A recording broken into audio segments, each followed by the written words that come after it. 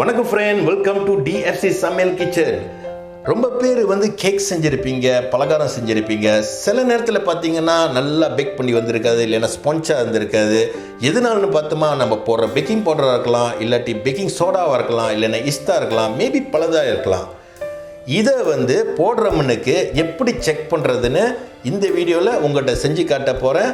அதுக்கு முன்னுக்கு இந்த சேனலில் இன்னும் சப்ஸ்கிரைப் பண்ணாதவங்க சப்ஸ்கிரைப் பண்ணுங்கள், பக்கத்தில் இருக்கிற பெல் பட்டன் தட்டி விடுங்க.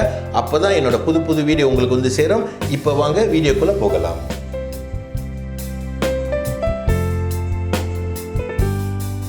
முதல் பேக்கிங் பவுடர் டெஸ்ட் பண்ணுற முறை உங்கள்கிட்ட காட்ட போகிறேன். இப்போ ஒரு டீஸ்பூன் அளவுக்கு பேக்கிங் பவுடர் எடுத்து உள்ளுக்கு போடுங்க. அதுக்கப்புறம் சுடு தண்ணி எடுத்து உள்ளுக்கு ஊற்றுங்க. இப்போ பார்த்தீங்கன்னா நல்லா பொங்கி வருது. இந்த மாதிரி இருந்துச்சுன்னா இந்த பேக்கிங் பவுடர் ஃப்ரெஷ்ஷாக இருக்குன்னு அர்த்தம். அப்படி பழுதாயிடுச்சுன்னா இந்த மாதிரி பொங்கி வராது. நீங்கள் செல்ஃப் ரைசிங் ஃப்ளா சொந்தமாக செய்ய போகிறீங்கன்னா பிளெயின் ஃப்ளா இல்லாட்டி கோதுமாவில் ஒரு 5% பேக்கிங் பவுடரை கலந்து விட்டுக்கலாம். அதாவது ஒரு 100 கிராம் கோதுமாவுக்கு ஒரு 5 கிராம் பேக்கிங் பவுடர் கலந்துக்கலாம். இப்போ பேக்கிங் சோடா டெஸ்ட் பண்ணுற முறையை வாங்க பார்க்கலாம். பேக்கிங் சோடாவை டெஸ்ட் பண்ணுறதுக்கு வினிகர் எடுத்து கிளாஸில் ஊற்றுங்க.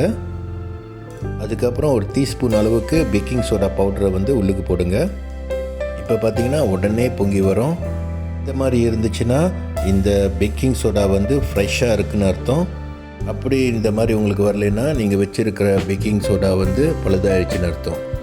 இப்போ மாவில் எவ்வளோ தான் பேக்கிங் சோடாவை கலந்துக்கலான்னு கேட்டிங்கன்னா ஒரு 100 கிராமுக்கு 1 கிராம் பேக்கிங் சோடா கலந்து விடலாம்.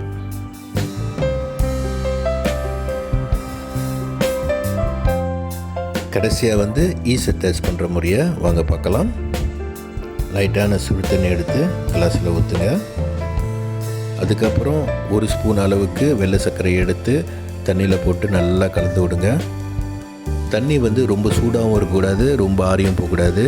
ஒரு 50 டிகிரி செல்சியஸில் இருக்கும்போது நீங்கள் ஒரு டீஸ்பூன் அளவுக்கு ஈஸ் எடுத்து அந்த தண்ணியில் நல்லா கலந்து விடுங்க. கலந்து விட்ட பிறகு ஒரு 10 நிமிஷம் வெயிட் பண்ணுங்கள். அது நல்லா பொங்கி வந்துச்சுன்னா அந்த ஈஸ்ட்டு ஃப்ரெஷ்ஷாக இருக்குன்னு அர்த்தம். அப்படி வரலைன்னா அந்த ஈஸ் பழுதாச்சு, நீங்கள் பாய்ச்சாலும் அது புண்ணியம் இல்லாமல் போயிடும். இப்போ மாவில் ஈஸ் எவ்வளோ கலந்தால் தான் நல்லா பேக் பண்ணி வரும்னு கேட்டிங்கன்னா 100 கிராம் மாவுக்கு 1 கிராம் ஈஸ் போட்டாலே இது போதுமான அளவுக்கு இருக்கும்.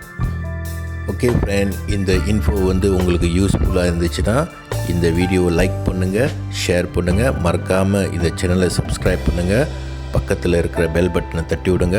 அப்போ தான் என்னோடய புது புது வீடியோ உங்களுக்கு சேரும். மீண்டும் இன்னொரு வீடியோட உங்களை சந்திக்கிறேன். நன்றி, வணக்கம்.